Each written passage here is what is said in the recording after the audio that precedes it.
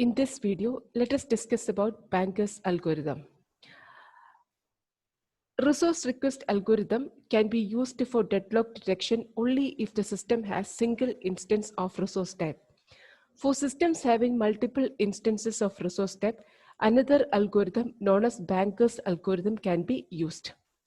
So Banker's algorithm is a deadlock avoidance algorithm. It is modeled after a banking system in which a banker allocates its available cash only if he can satisfy the future need of his customers. The analogy used here is that customers are the processes, units are resources, and the banker is the operating system. When a new process enters a system, it must declare the maximum number of instances of each resource type that it may need. This number may not exceed the total resources of that type in the system. When a process requests a set of resources, if the allocation leaves the system in safe state, grant the resource. Otherwise, the process has to wait till other processes releases enough resources. So let us now discuss about the data structures used to implement the Banker's algorithm. Let n be the number of processes and m the number of resource types in the system. The first data structure is available. It is a one-dimensional array of length m. It indicates the number of available resources of each type. For example, if available of I is k, there are k instances of resource type Ri is available. So in this case, m indicates the number of resources available in the system. That means the size of this array is equal to the number of resources available in the system. So each element of the array represents the number of available resources of number of available instances of each resource type. So the next data structure is max. So it is a two-dimensional array of size n by m. So here n represent the number of processes in the system and m represent the number of resources available in the system.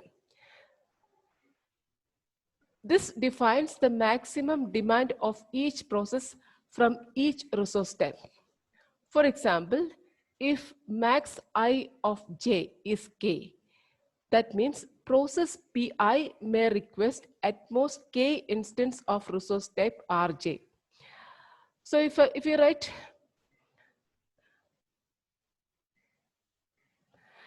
max of Ij is equal to 3, that means the process Pi need at most 3 instances of the resource type Rj.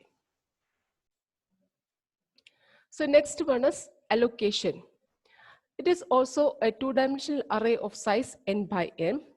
It defines the number of resources of each type currently allocated to each process. For example, if allocation I of j is k, that means the process Pi is currently allocated k instances of resource type Rj. So if you just write allocation of I, it specifies the resources currently allocated to process Pi. So if you write allocation of I, j is equal to 2, that means the process Pi is currently allocated with 2 instances of resource type Rj. So the next data structure is need. So it is also a two-dimensional array of size n by m. It indicates the remaining need of each process of each resource type. If you write need of I of j is k, process Pi may need k more instances of the resource type Rj. So we have seen that max, it is a maximum demand for each process. Allocation, it is the currently allocated number of resource type to the process. Then need of Ij is equal to max of Ij minus allocation of Ij. So need is, of course, it is max minus allocation. So if you just specify need of I, specifies the additional resources that Pi may still request it to complete its task.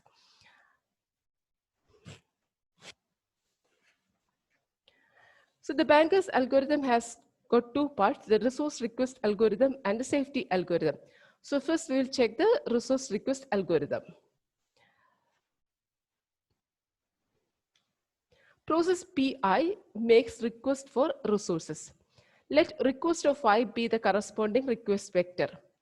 So if Pi wants k instances of resource type Rj, then request of I of j equal to k. So request I is a resource vector. That means it is a one-dimensional array containing the number of requested resources of each type. So if request of I less than or equal to need of I, then proceed to step 2. Otherwise, we have an error since the process has exceeded its maximum claim. So the request of I should be less than need. So if it exceeds need, that means that is an error. So if this condition is satisfied, proceed to step 2. So in step 2, if request of I is less than or equal to available, so then proceed to step 3. Otherwise, Pi must wait since the resources are not available then. So if request of I is greater than available, that means it does currently the system does not have the enough number of resources to be allocated to process PA. So it has to wait. So if this condition is satisfied, that means the request of I is less than or available, go to step 3. So in step 3, the system pretends to have allocated the requested resources to process PI by modifying the state as follows. So remember, actual allocation has not happened. So the system only pretends to have allocated the resource to process PI. So once the resources are allocated to PI, the state will change as follows.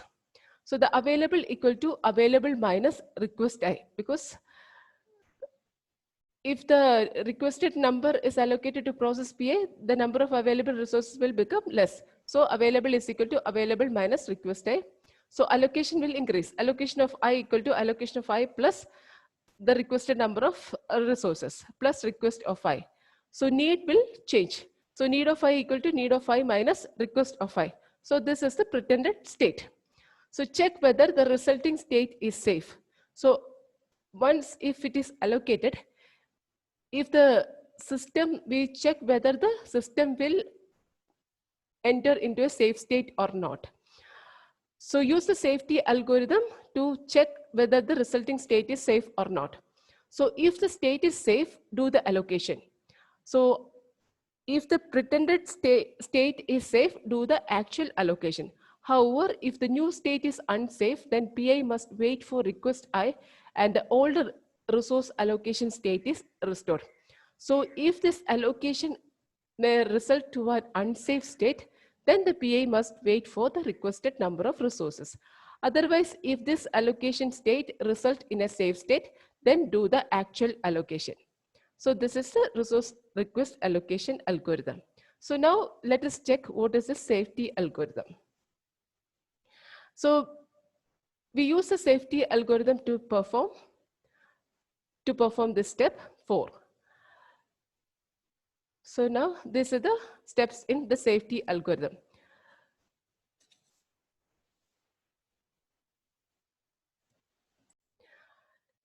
Safety algorithm is used to check whether the current state is safe state or not. Safe state means there is no deadlock, but in unsafe state, there is a possibility of the system entering into a deadlock. So let work and finish be vectors of length m and n respectively. So initialize work equal to available and finish of I equal to false for all I equal to 1, 2, etc. up to n. So initialize finish is equal to false for all the process. That is what this step means. So finish of I equal to false means the process I has not finished its execution. Finish of I is equal to true means the process PI has finished its execution. So find an I such that both finish of I equal to false and need of I less than or equal to work. That means we are going to find a process that has not finished yet and whose need is less than or equal to the currently available resources. So remember, we have initialized this work vector with the available. So work now represent the currently available resources in the system. So if the need is less than or equal to work or the currently available number of resources, so that is one condition, and finish of A equal to false. That means the process has not finished its execution. If both these conditions are satisfied, we go to next step. So if an I is found, then for that I do work equal to work plus allocation, and finish is equal to true. So we assume here that the process has finished its execution. Once the process finishes its execution, work will be work plus allocation of I. That means the currently allocated resources will be released, and that will be available as the currently available list of resources. So that is what it means, work equal to work plus allocation. And we set the status of finish of that process to true. So then go back to step 2. So this is our step 2.